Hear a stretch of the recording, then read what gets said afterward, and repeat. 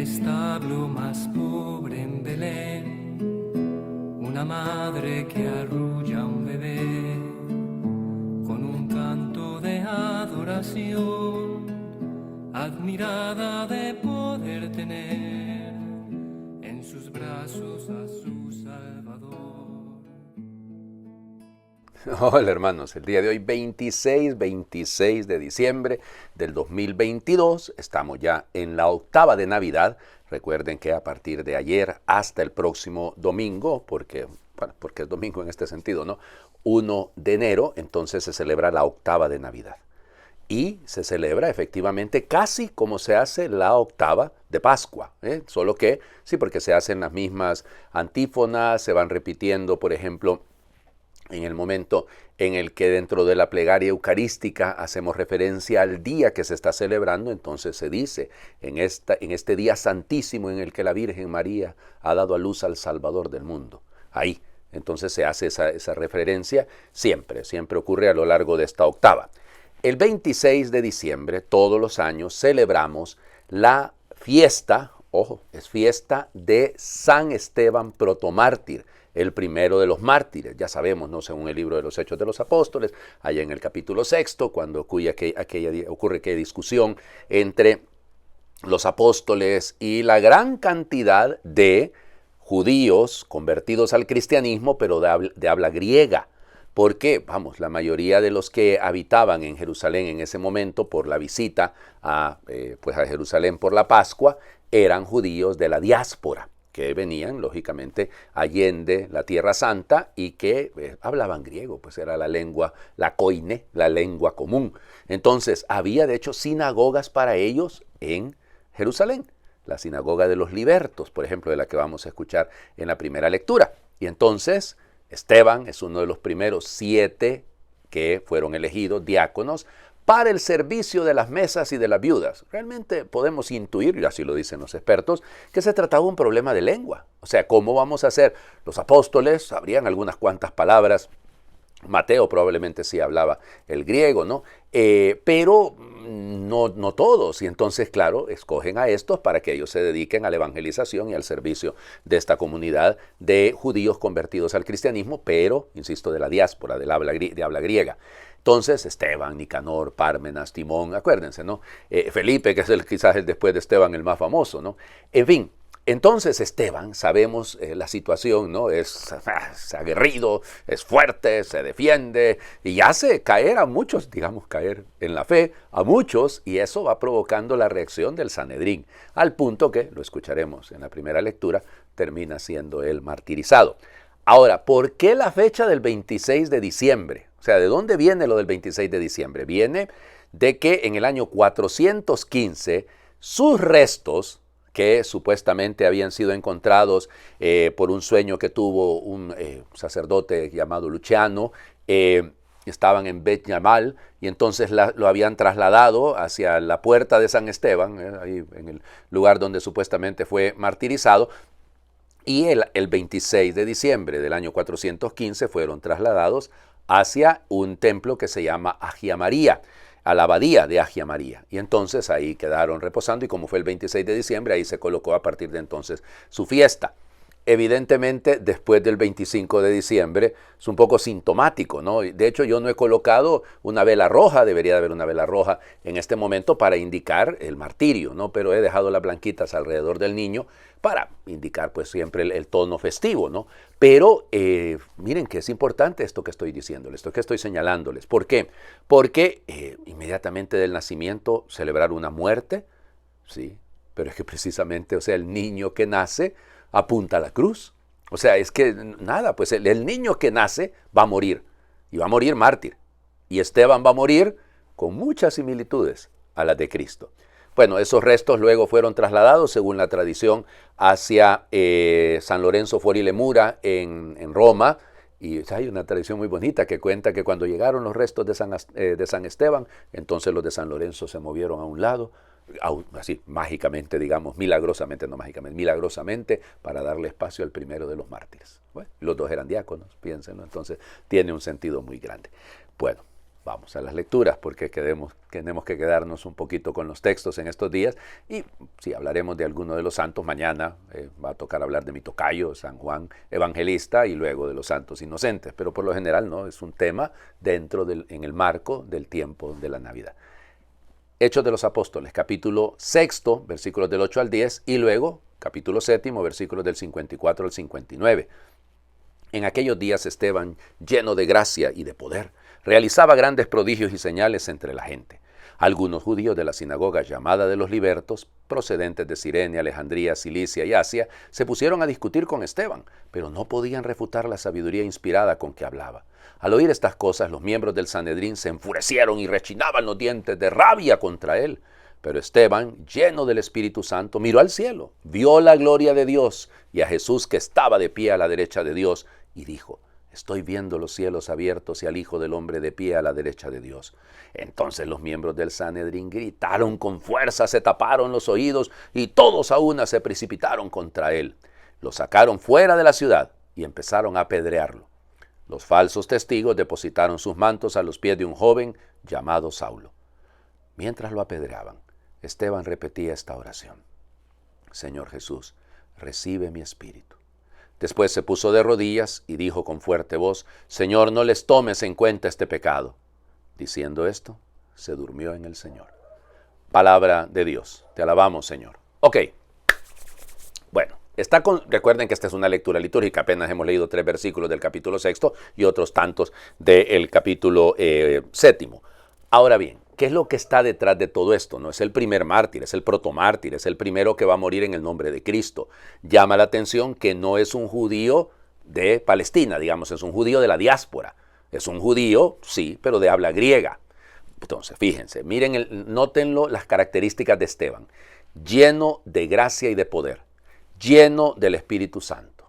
Ora, se pone de rodillas, o sea, es decir, en el marco y mira al cielo y mira el cielo abierto a Jesús a la derecha del Padre. O sea, si ustedes lo analizan un poquito, vamos, así más profundamente, parece que se nos está describiendo un momento netamente espiritual. O sea, más que un evento, más que un acontecimiento como tal, un hecho histórico, estamos en el marco de una realidad mística. En el marco de una realidad de que debemos contemplar. Es un misterio a ser visto, a ser contemplado. Y por eso, lleno de gracia y de poder, lleno del Espíritu Santo y pues orando de rodillas y que mira el cielo abierto. Esteban está viviendo una experiencia, claro. Aquí nos hemos saltado todo el discurso de Esteban ante el Sanedrín, que de hecho es el discurso más largo en todo el libro de los Hechos de los Apóstoles.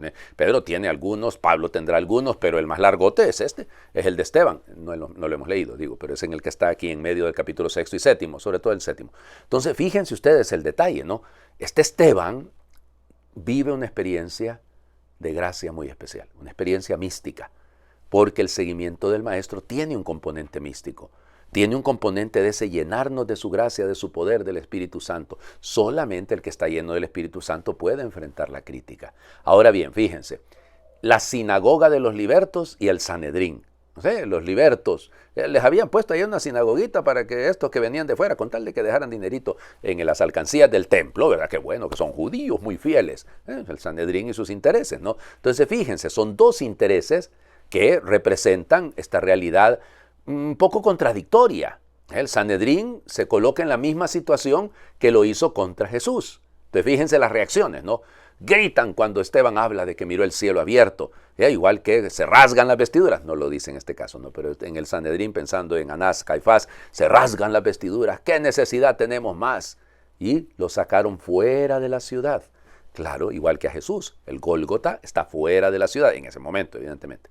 Y luego falsos testigos. Si se presentaban falsos testigos para acusar a Jesús, igualmente en el caso de... Y luego el otro elemento, muy lindo, ¿no? Es la oración de Esteban. No les tengas en cuenta este pecado. Claro, no les tengas en cuenta, al igual que Jesús. Padre, perdónalos porque no saben lo que hacen. Entonces, si ustedes se fijan, hay un paralelo entre el martirio de Jesús y el martirio de Esteban. Y por último, me llama la atención poderosamente, y creo que a todos debe llamarnos, que en ningún momento dice Lucas, bueno, el narrador de los Hechos de los Apóstoles, que se supone es la escuela lucana, ¿no? Dice, se murió. Dice que se durmió en el Señor. Qué interesante, ¿no? Porque va a despertar, porque va a volver a la vida, porque resucitará. Su fidelidad le llevará a la resurrección. El Evangelio. Leemos Mateo, capítulo 10, versículos del 17 al 22. En aquel tiempo Jesús dijo a sus apóstoles, cuídense de la gente, porque los llevarán a los tribunales y los azotarán en las sinagogas, los llevarán ante gobernadores y reyes por mi causa. Así darán testimonio de mí ante ellos y ante los paganos. Pero cuando los enjuicien, no se preocupen por lo que van a decir o por la forma de decirlo, porque en ese momento se les inspirará lo que han de decir. Pues no serán ustedes los que hablen, sino el Espíritu de su Padre el que hablará por ustedes. El hermano entregará a su hermano a la muerte y el padre a su hijo. Los hijos se levantarán contra sus padres y los matarán. Todos los odiarán a ustedes por mi causa, pero el que persevere hasta el fin se salvará. Palabra del Señor. Gloria a ti, Señor Jesús. Bueno, las advertencias del Señor. Cuídense de la gente. Pues sí, vivimos en este ambiente, ¿no? En este mundo en el que hay persecución. Vivimos la persecución, no lo neguemos. O sea, en los medios de comunicación, en las redes sociales, los ataques. Ya les digo, nos pasa, la semana pasada aquí en mi país, pues la conferencia episcopal tiró un documento, un mensaje navideño, pero dejó pues acentuados algunos puntos de lo que estamos viviendo como sociedad. A mí me tocó leerlo, o sea, a mí me corresponde, soy portavoz de la conferencia episcopal. Entonces me tocó leerlo, vieran los ataques y cosas ridículas, ¿no? O sea, lo de siempre, lo que siempre vienen diciendo desde tiempos de Celso, o sea, así de sencillo. Y los ataques de los de la izquierda, que sí, y si fuera los de la derecha también atacarían, si es que aquí no hay por dónde pasar. Pero fíjense el detalle, ¿no? Es eso de cómo decirlo. Si me pongo a prepararme, ¿cómo lo voy a decir? Bueno, claro que leí el documento antes para leerlo de una manera correcta y aún así me equivoqué como 2 veces. Hice un par de preposiciones donde no eran, sí, lo admito, con mucha honestidad. Pero como estaba en vivo, que podía corregirme a mí mismo, no lo iba a hacer, pues. Pero pensaba yo en eso, ¿no? Yo no leo el mensaje, yo no tengo nada que ver con él directamente más que leerlo. A mí me lo mandan. Yo lo leí, lo hice mío, pues, y estoy totalmente de acuerdo con lo que dicen los señores obispos. Pero piénsenlo, o sea, cuídense de la gente, si es que la gente, miren, no se queda bien con nadie, no somos monedita de oro, hay gente a la que le gusta la plata, entonces seamos realistas, pues vivimos en este ambiente. Imagínense que hasta en la propia familia se levantarán los hijos contra los padres y los matarán. O sea, es una realidad que vivimos, ¿no? O sea, en la propia familia es donde más crítica hay, es donde más se le ataca. Y entonces uno dice, por favor, significa que estamos viviendo esto que pide, darán testimonio. El mártir es el testigo. Hacia allá debemos apuntar. Pero por eso, y vuelve, miren, por eso les decía en la primera lectura, este marco místico espiritual en el que vive Esteban, no hablarán ustedes, será el Espíritu de su Padre. Es interesante en Mateo este término, el Espíritu de su Padre. No dice Jesús el Espíritu de mi Padre, dice el Espíritu de su Padre, para que entendamos que vivimos una realidad de una relación especial también nosotros con el Padre. Gracias a Cristo, claro que sí, pero es nuestro Padre. Y es el Espíritu del Padre, de nuestro Padre, de su Padre, el que le dará la fuerza. Y por eso, solamente motivados, movidos, impulsados por el don del Espíritu Santo, el que persevere hasta el fin se salvará. No perseverar de cualquier manera, es perseverar en la fidelidad al mensaje proclamado. Es perseverar en la fidelidad a la voz de ese Espíritu que me mueve, que me impulsa. Mientras haya esa perseverancia fiel, entonces, aunque nos cuidemos de la gente, estaremos dispuestos a ser testigos. Les invito a hacer oración. Al leer hoy tu palabra me pregunto, ¿cómo doy testimonio de ti? ¿Qué hace de un creyente ser profeta? ¿Qué me pides como profeta de tu reino? Y sé que quieres que más que profeta sea profecía. Anuncio comprometido, denuncia subversiva, alegría desbordante, optimismo movilizador y esperanza fundamentada. Y sé que quieres que afronte con serenidad el rechazo que vivo cuando te vivo, el rechazo que experimento cuando te anuncio, el rechazo que en mi propia tierra veo, que causa la radicalidad de tu mensaje y el escándalo de la cruz. Al leer hoy tu palabra me pregunto, ¿qué tipo de profeta soy? ¿Qué genera en mí ser profeta? ¿Qué me exige ser profeta? Y me doy cuenta que a veces me puede la cobardía, o la incoherencia, o mi falta de autenticidad y valentía. Y me doy cuenta de que confías siempre en mí, mucho más de lo que a veces creo, mucho más de lo que a veces aprovecho, mucho más de lo que a veces me merezco. Señor, hazme profeta, hazme profecía. Señor, que no tema tanto el rechazo como la esterilidad que produce hacerlo de siempre. Lo que se lleva, simplemente por evitar el conflicto. Y la reacción que provoca escuchar tu palabra y ponerla en práctica.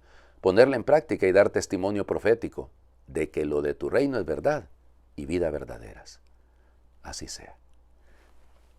El Señor esté con ustedes y les bendiga a Dios por intercesión de San Esteban, protomártir, el que es Padre, Hijo y Espíritu Santo, y su bendición descienda, les acompañe siempre. Feliz Navidad, oigan. Estamos todavía en la octava de Navidad, así que feliz Navidad para todos.